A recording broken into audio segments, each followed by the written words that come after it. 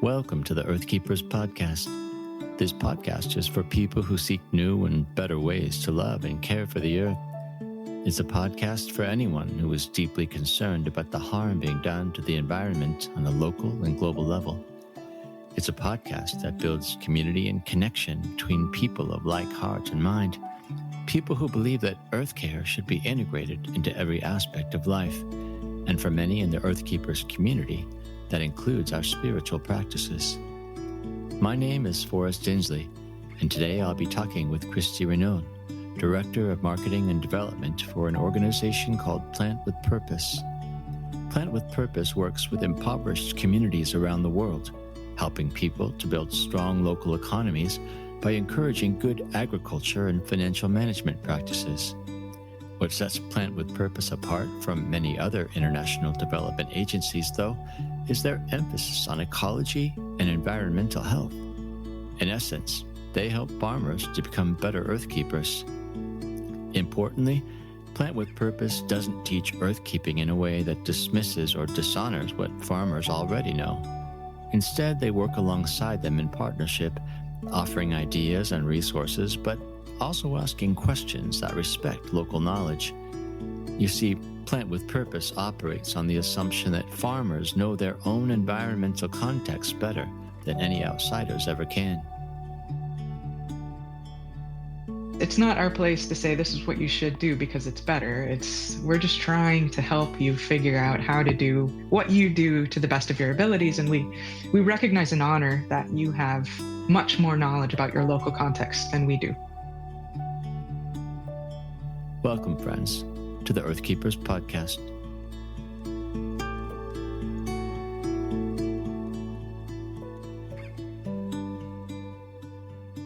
Welcome, Christi. I'm so glad you could take time with us. I've been eager to talk to you because as a professor of community development, I've always been impressed with Plant with Purpose because as an organization, you do things so differently. And I think you're really, in some ways, modeling some values that a lot of nonprofits, which are more centered on human need alone, I think you're modeling something that more people can embrace as a practice in terms of development. But instead of stealing your thunder, let me ask you to tell me a bit about Plant with Purpose and what the organization does.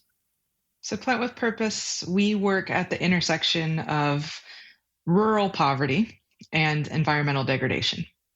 We were started about 35 years ago in the Dominican Republic, but we've expanded globally. We have a large program presence in Africa, still Latin America, and a little bit of Asia.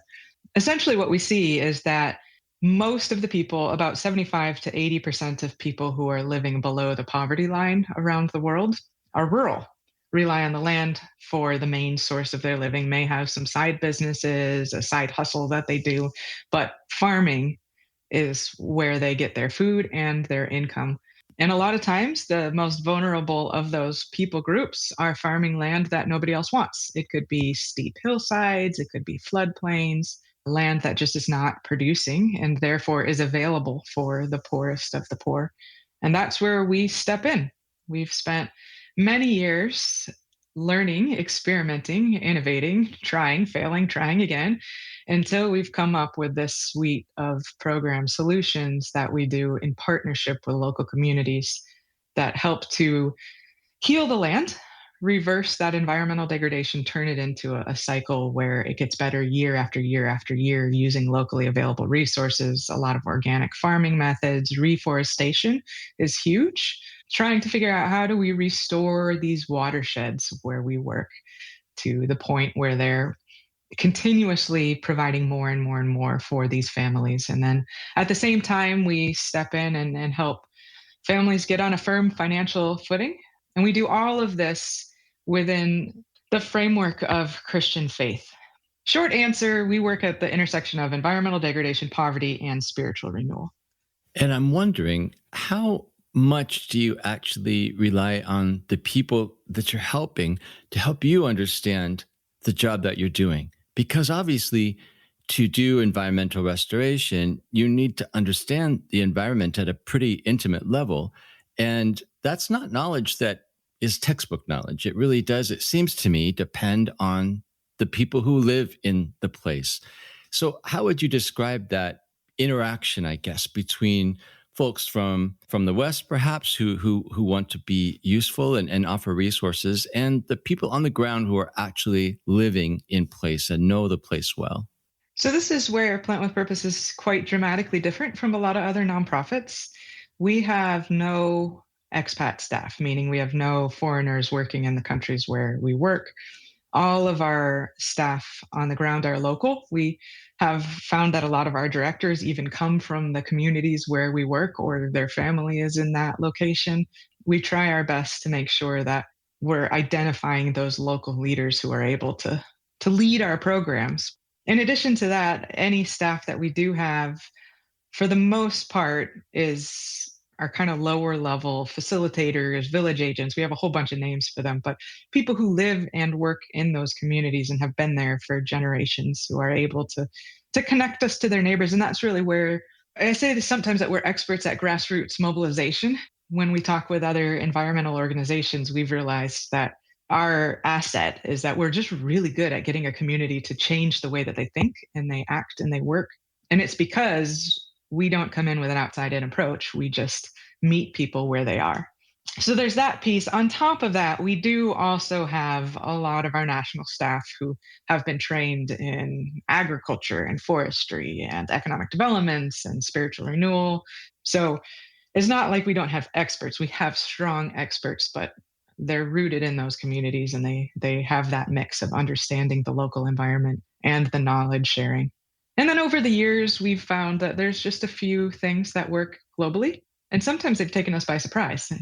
So the way that we're structured, we're a family of organizations, and all of our partners are local organizations who have the ability to do what they need to do, but exist within the Plant with Purpose family and kind of feed knowledge up to us as well as learn what works. So there's a few times where we've said, hey, this technique that we're trying in this country, everybody should do this. And we've had those directors say, no way, it won't work here. And that's allowed us to say, well, maybe we should check. Maybe we should try and see. And it's been a really fun experience because I think it's harder than just a top-down organization that says, hey, this is what works, do it. It's harder because you have to constantly sell your team on why you're doing what you do. But I think it's better because through that process, you figure out what really is core and important and what maybe isn't going to work in this cultural context, but will work there. Absolutely. You make me curious to know what those two extremes look like. On the one hand, a contextualized approach that really is about a certain place and a certain time among certain people versus something that has surprised you, that you've learned that could be applicable in a broader context. I mean, what would be two examples of that? The example of the thing that surprised us is when we started, we were much more of like a traditional microfinance organization in that we had a loan-based program where we provided loans to community members to invest in forestry businesses, timber businesses, things that we thought were complementary to the work that we were doing, or just whatever it was that people wanted a loan for. And it didn't work very well. Loan products in an environment where you're growing a large crop that might take many months to provide, plus everybody's really spread out. Just really hard to pull those off without charging really high interest rates. And so it was one of those things that we thought, okay, this is kind of helpful, but we don't really think we're excelling at it. And it was probably about 2005, we piloted the village savings and loan methodology, which is instead of providing capital that's used in those financial tools, the communities themselves save a little bit every week. And then that's the pool of money from which people are able to take loans to invest in building their businesses. In almost every country where we tried to roll that system out, first of all, we saw that it was substantially more effective. And the data shows it. It's become the norm in a lot of community development to use a savings-led financial approach. But at that point in time, it still felt new and fresh and unusual. So in almost every country that we said, hey, this works better than this, you really should try this, what I heard on the ground was people saying, I am too poor to save. I can't save. You need to give me money so that I could build a business so that I can save. What we said is, well, actually, I think that you're too poor not to save. You really need to be saving. And we're just seeing through all of the research and all of the data that this system works better. It helps you get on your feet with a firm financial foundation on which you can build your business. And you're not indebted to us. You can do whatever you want with it. The most striking example that I remember was a community in Burundi, which Burundi's in Central Africa, just south of Rwanda. It's one of the most food insecure countries. Every year it rates in the top 5 or top 10 most insecure food countries. So people don't have enough food to eat, often hungry, often trying to figure out how to just meet their daily needs. So objectively, I would say of all people, they are the ones who could tell me with confidence, I am too poor to save. And I sat there in that community listening to our staff who were giving the speaking points that I had kind of coached them to try, which are, you're too poor not to save. It just was one of those moments where I thought, oh, what are we doing? this is ridiculous. But then a couple months later, there was just some environmental challenges that happen all the time. What happened was we were talking to some communities in the highlands and some communities in the lowlands within one watershed, and there was a drought in the highland area that led to some erosion, which then, when the rains did come, caused mass flooding in the lowlands. So both of the people in the high areas and the low areas lost their crops and had to replant. And it was devastating. They lost everything.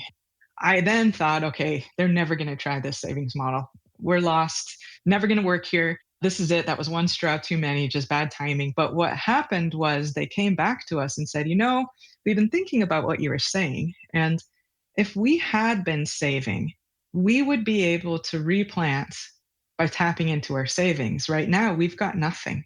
And we're needing to choose things like selling a goat or a cow that provides protein and a source of income, or we're needing to take our kids out of school, or maybe not access healthcare, or just the choices they were facing were so bad that they were thinking, I wish I had saved. That was how our savings program started in Burundi. It's interesting that they actually decided that was the lesson to be derived, right? I mean, they had been presented with this alternative, but it was a choice. And I think it was through their experience that they determined the potential value of that choice. And then were able, I assume, then to make that choice for themselves. Yeah. Yeah. So they said, okay, we'll give it a shot. And from there, we went from a pilot project to rolling it out across the country really rapidly, because as their neighbors watched, their neighbors thought, oh, yeah, I want to try that. Mostly how it happened was at the end of a year of savings, usually the first few families who try it might do something like throw a big party.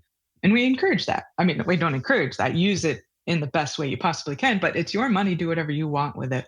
And then they come back and say, whoa, I wasted a lot of money on that. What if I had bought an asset, or spent more money on seeds, or bought a goat, or built a extension on my kitchen so that I could have a safer place to cook, or something like that. But it's through those experiences and everybody watching them that the rest of the community decides, I want this. And usually the first year is kind of low. And then the second year, people really jump in full speed and invest heavily in the program. So that was one that we started first in Tanzania and then rolled out globally within a few years, and is now the platform of everything we do across all of our country programs. It sounds like trust and humility are really important values in the work that you do, in the sense that you allow people to learn, you encourage them to learn, you encourage them to use their own volition to determine their futures, which I love. And I'm wondering, what would be an example of something that somewhere you were taught out of the context that was context specific, something that maybe Plant with Purpose would never have imagined as a possible solution or a possible way forward to the challenges that they faced? I mean, the savings group would probably be our most classic example of that, and that we didn't come up with it. I think the first people I think it was CARE that first developed and piloted that system, but it was based on a local knowledge way of handling finance. So that would be something that came out of some communities, spread through the NGO world, came to us. And I think that there's a lot of that within the industry. I would say that some of our innovations are things that we came up with, but probably most of our innovations are just through that process of listening and creating mechanisms for local innovation. So with our agriculture program, we have what we call environment core curriculum, which is we know that these few techniques are really helpful around the world, and we want to see communities do a mix of some core things that everybody should be doing. Thinking about agroforestry as a method is pretty much always applicable in the places where we work, especially. But in some places, you may have a semi arid climate, and other places, you're tropical. So the way that you would adapt the actual techniques that you're teaching communities would be dramatically different. There's also cultural things that we're learning and responding to and listening to. A lot of our systems allow our local country teams to pick and choose which of these make sense in this place, but we also do a lot of our training through different participatory ways of talking to communities. So farmer field schools is one classic example where instead of just saying to farmers, you should do this biointensive style of garden, we say, there's this type of gardening that uses a lot of mulch and compost and just ways of structuring your garden that uses less water. It doesn't require you to have fertilizer. We can also teach you some ways to use local available plants and resources instead of a pesticide. And it's really effective and it's free because everything is local, so your profits are higher. If we just said it like that, what we found is most people say, you don't know what you're talking about. you guys are an NGO. You don't really know what it's like to be a farmer. It's one thing to say that to our staff. A lot of our staff really are farmers. And so it's a little bit easier for them to pass that along. But the biggest way that we see adoption of the technologies is by saying, hey, there's this idea. Try it, test it. Why don't you build 2 gardens, maybe as a community? Try this method and try that method, and then just write your observations and wait 8 weeks, maybe grow spinach or something that's easy and fast. And yeah, just see what happens and write it down and come back and tell me what you learned. We find that through that method, often they come up with new ways of doing that biointensive garden that we hadn't thought of, that we can then take to other communities and say, hey, here's this really cool idea, but is also substantially more effective for having them not just learn what we've taught, but apply it in their farms and then spread it to their neighbors. And so it's that adoption rate. And I think it's largely just because it's not our place to say this is what you should do because it's better. We're just trying to help you figure out how to do what you do to the best of your abilities. And we recognize and honor that you have much more knowledge about your local context than we do.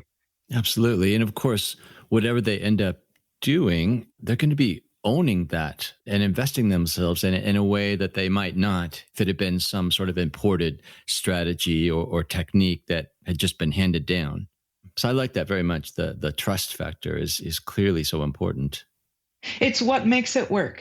And that's why we are good at grassroots mobilization, is we have the flexibility to allow that trust to develop. In a way, you're experts at drawing out other people's expertise. Yeah, that might be a better way to say it.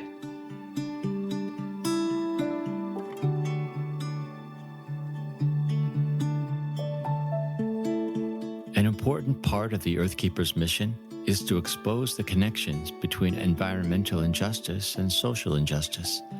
For example, with the recent protests in the U.S. stemming from racial injustice, more people are becoming aware of the fact that environmental problems are inseparable from economic and racial inequality. The NAACP states, environmental injustice has a disproportionate impact on communities of color and low-income communities in the U.S. and around the world. Plant with Purpose does its work with a keen awareness that environmental justice cannot be separated from social justice. In fact, in many places, they have seen that when communities become reconciled to their ecologies, reconciliation between people becomes more possible as well. In other words, making peace with the land leads to peace between people.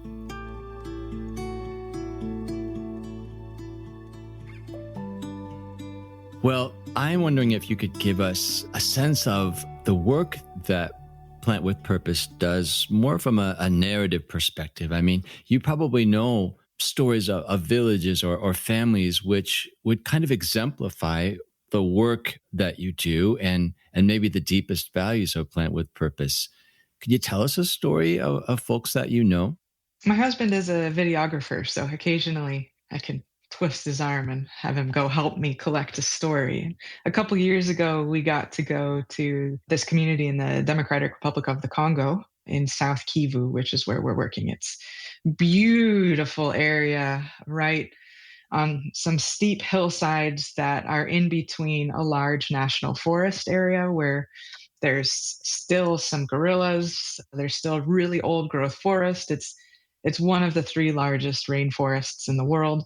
And then there's these steep slopes that are farmed leading down to Lake Tanganyika, the base of that. So it's an area that's pretty vulnerable as families are needing to figure out how to continue to feed themselves and grow more food. They're often going into that forest area. And so the forest is at risk, and a lot of the animals that are up in that forest that are highly vulnerable are at risk. So that's why we chose to work in that area. It's also an area that's completely isolated from a lot of the world and very poor.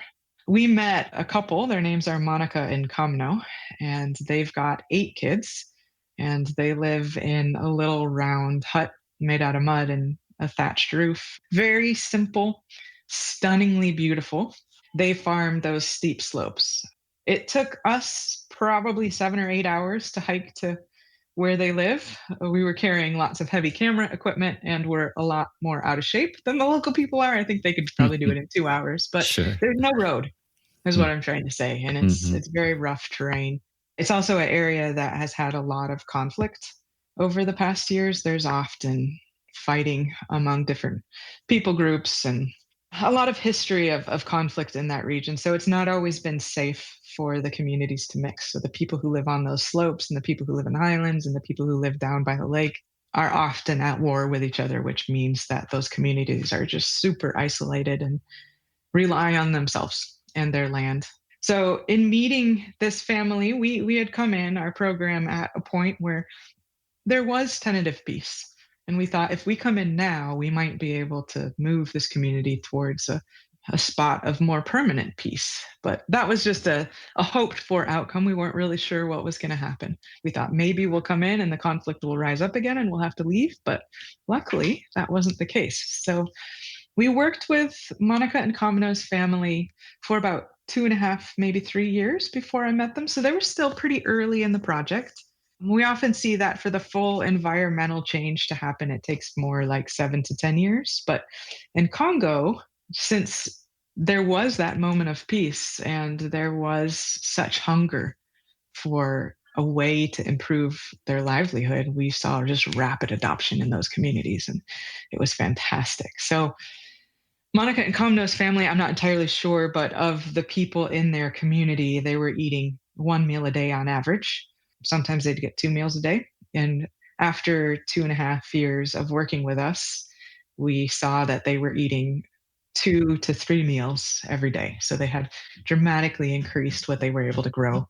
They also were starting to build some market connections with people who lived in the lowland areas. And so Monica had started a business where she would walk the several hours down the mountain to the lake, buy little anchovies, essentially, these little teeny tiny small fish, cart them on her back or on her head in a basket, carry them all the way up the mountain and sell them for a profit to her neighbors who didn't feel like making that walk all the way down to the bottom and had a little extra cash because they were also growing more food than they were before. So it was just really cool to see their ingenuity and also to see that they were able to send some of their kids to school and start working towards figuring out how to better the life of their children. Also, really exciting to see the ability to feed their children much stronger, healthier, more diverse diets. They were still working when we were there on figuring out how to improve their land. So their big challenge, because they were the people farming the slopes, was erosion and loss of their topsoil. So they had started with building a lot of contours on their land and thinking about how do they intermix different crops that stop that spread of erosion. They also were starting to plant a lot of trees and thinking about how do they start to reforest those slopes in a way that's complementary to the farming that they were trying to do. And so those were still really young and really small. I want to go back. I don't know if I'm going to be able to go back right now, but I'd love to go back in a few years and see, as those trees grew up, how their community is changing. Very deforested area. All these changes you're talking about, like the planting of trees or even the terracing. I mean, this is what Plant with Purpose does. I mean, Mhm. these are the things that they help people to learn, or in some cases, I would imagine, to relearn from maybe traditional practices. And so to see that in action and to see it enacting systemic change, I mean, from the sound of it, there was an economy effect as well. If you're talking about people with more purchasing power, people starting small businesses, I mean, that's really amazing kind of change that results just from planting. The most exciting change, though, was the peace aspect. Yeah, So yeah. we know that if you apply these techniques, you will preserve that topsoil. You'll be able to increase the fertility of that topsoil. You'll be able to grow more food. We also know that if you do savings groups, that you can get on that firm financial stand where you're able to start investing in something like starting a small business. So we know that those things work always. What we were unsure of is what's going to happen in this post-conflict area that is still so tentative. And what we found is that the communities, they were just eager for change and they were eager for growth. And the ability to see that change and that growth, probably especially the food security aspect of it, that they weren't struggling, they were getting enough. There was still opportunity for further growth, and they saw that vision. I think they caught the vision of what the world could look like. What we saw in those communities is that a lot of the pastors and the elders were stepping up and actually preventing the younger boys or whoever it was from being sucked away into the life of a soldier, and that they were actually stopping some of the people who were likely to cause trouble from coming back into the communities until they agreed on living in a peaceful way in community. So what we've seen is that the watersheds where we're working, they haven't had those conflict areas rising back up. And we're planning a rapid expansion. We've been talking with some possible funders about dramatically scaling up our program to include a much larger area of land there, with the hope that we could eventually have a permanent change in the South Kivu region. I think we could if we just took that small project to scale. There's something really beautiful about the thought of planting plants that lead to peace. I mean, it's just you wouldn't normally pair those things together, but that's what you're talking about. You're talking about ecological restoration and care for the land that ultimately yields this enormous systemic social benefit. It's hope. It is hope.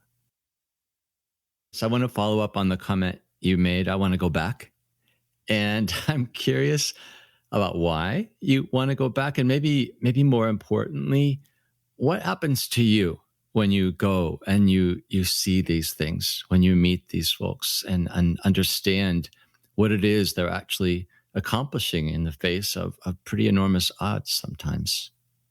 I spent a lot of time living in a lot of areas around the world where poverty is extreme. And I've met a lot of people along the way who had these big dreams and maybe a little bit of a savior complex that I, as an American, can go solve these problems. I think that our culture loves to instill that in us. That I've watched a lot of my friends in this industry go live in places like India was my first extreme. And I lived in Calcutta for a while. And I think that was my first moment of like, whoa, everything I think I know is not true. And Africa was somewhere I went a little bit later. But it completely changes my priorities and the way that I see the world and what is important to me. I think the main reason I want to go back is I've built a relationship with these people and I have a lot of friends in that region and just a lot of people that have meant a lot in my life. I would love to be able to go see them again.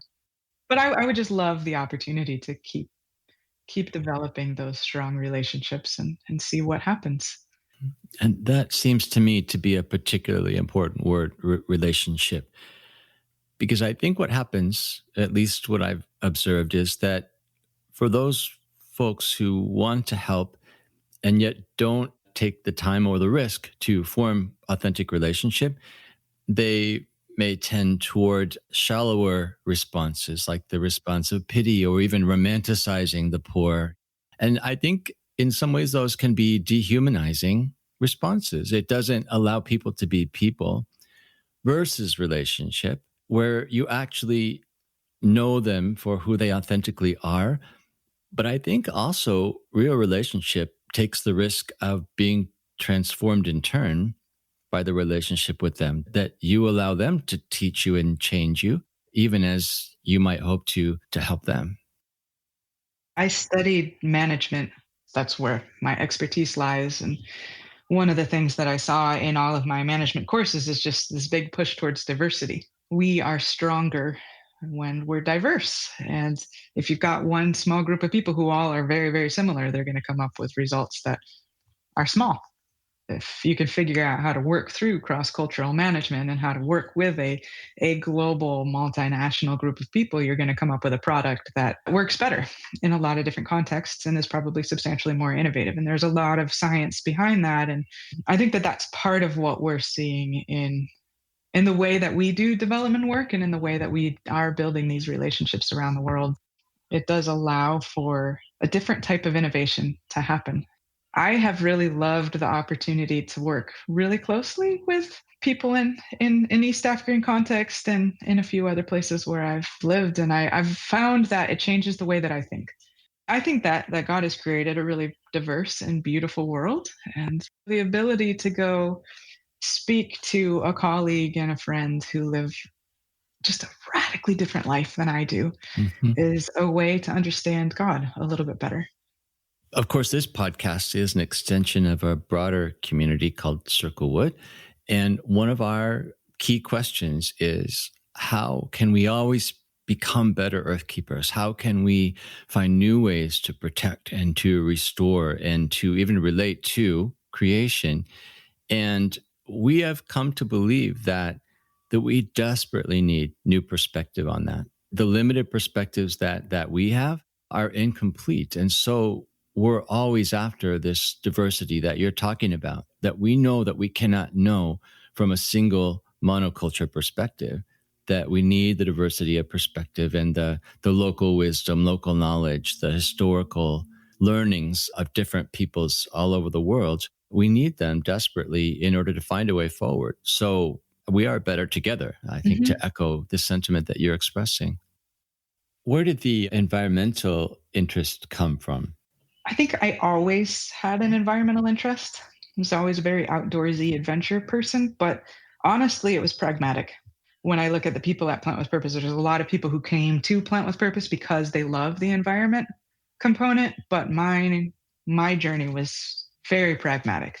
When I was with that Earth Institute UNDP project, what I saw was we were really heavily relying on supply chains to get fertilizers, pesticides, fancy seeds to the communities, and they were not going to work. Like the supply chain was breaking down in every perspective. And so what I realized is organic and sustainable styles of teaching people how to farm their land, the kind of the old way of doing it, was substantially more profitable because you didn't have to pay for all these inputs, but it also was the only viable solution that seemed to present itself unless you had the infrastructure to get this product to the field, and the infrastructure just wasn't there, and it wasn't there for the poorest of the poor especially. So that was kind of how I came at it. And then once I started to understand how things worked, really developed that passion for thinking about the environment as a way of helping families and for its own sake. Do you find that your work has actually transformed your relationship to creation as you've learned these things and understood the values behind the work that Plant with Purpose does? I think I've spent a lot of time thinking, especially over the last couple months as we've been working from home, yeah, what does it look like to live sustainably? Mm-hmm. And how do we think about that as an extension of our faith? I think that there's some moral aspect there. Should I really be driving a SUV all the way across town every day, or should I be thinking about a life that values others by by living in a more sustainable fashion? So those are really hard questions. They are. They are. But I do find that there is some hope in the midst of this COVID crisis that maybe we'll be able to see some new possibilities, especially as we're forced to actually practice new possibilities. For example, I've had conference meetings with folks that normally I would be meeting with in other cities in different parts of the world. But because of travel restrictions, I've not been able to do that. But it's forced us to understand what is actually possible without the travel. So I actually am looking forward to seeing where this all leads to, and my hope is that there will be some lasting impacts that we'll get some vision for different ways of, as you put it, sustainable living and looking at alternatives. I have a hope that God is using this moment and maybe some creative ways to revision the world. In the Earthkeepers community, people are quite hungry to understand what they can actually do. People are looking for actionable steps to take. And so I'm wondering, what does Plant with Purpose represent in terms of possibilities for people making a difference? The easiest and most obvious answer is to connect with us. Find us on social media, Plant with Purpose or Plant W Purpose. Check out our website, plantwithpurpose.org. Follow us. If you are in a spot, we are always looking for financial supporters who can build those relationships with global communities. That's a great way to make a difference. But the other thing that we recommend is talk to your church. We have found that churches are hungry for information right now and ways to talk about the environment. And we've been trying to connect with networks of churches that are interested in kind of reimagining the world in a more sustainable, environmentally friendly fashion. And let me ask you also, many of our listeners to the Earthkeepers podcast actually wouldn't belong to a church or wouldn't necessarily even adhere to the Christian faith. And I'm wondering, what would you say then to people asking the same question, what can we do, if they're involved in other types of faith communities?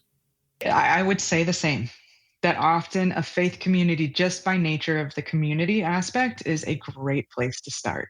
In a lot of the countries, there are other large faith communities. Thailand, for example, most of our partner families would be Buddhist, and often we're working with those faith communities there. In Tanzania, probably mostly in Tanzania, a lot of our partners are the Muslim faith communities there. We find that sometimes we can even start with talk about God's creation, since we do share a lot of those same stories and heritage in those two faith traditions. And that sometimes it's the mosques that are getting the church, or getting the people together to plant trees and restore their community. So I would say the same.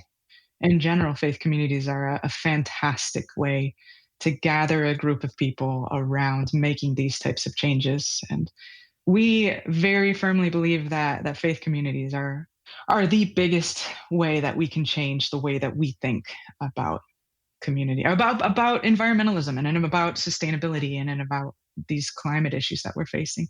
So do you think that's because, is it just the nature of communities and the potential to mobilize for earth care, or is there something about having a spiritual perspective in general, something about that lends itself easily to caring for the earth?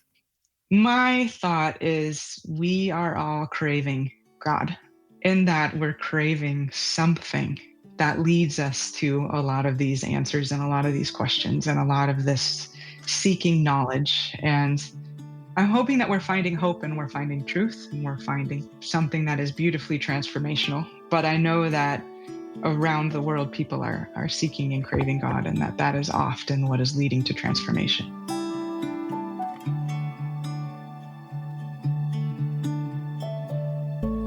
We've been talking with Christi Renaud, Director of Marketing and Development at Plant with Purpose. If you would like to know more about the work of Plant with Purpose or even contribute to it, you'll find helpful links and resources in this episode's notes section. Earthkeepers podcast explores ways in which we can change ourselves, our communities, and our cultures to help us to care for the earth in holistic and regenerative ways. Through curated conversations, we highlight the wisdom of thought leaders and change agents who are making a difference and showing us a way forward. When earthkeepers stand together, they amplify the impact of their resistance against environmental injustice and multiply their efforts for renewal and restoration. We invite you to support us by becoming a subscriber. You can help us reach more people with our message by leaving a positive review on Apple Podcasts. And please, share Earthkeepers podcast with anyone you know who seeks a better relationship to the earth. This podcast is an expression of Circlewood, an organization whose purpose it is to cultivate transformative communities that love and care for all creation. If you'd like to learn more about the Circlewood community, please visit our website at www.circlewood.online or write to us at podcast@circlewood.online. I'm Forrest Tinsley, your podcast host. Our executive producer is James Amadon. Forrest Reed is our sound engineer and the creator of our original music.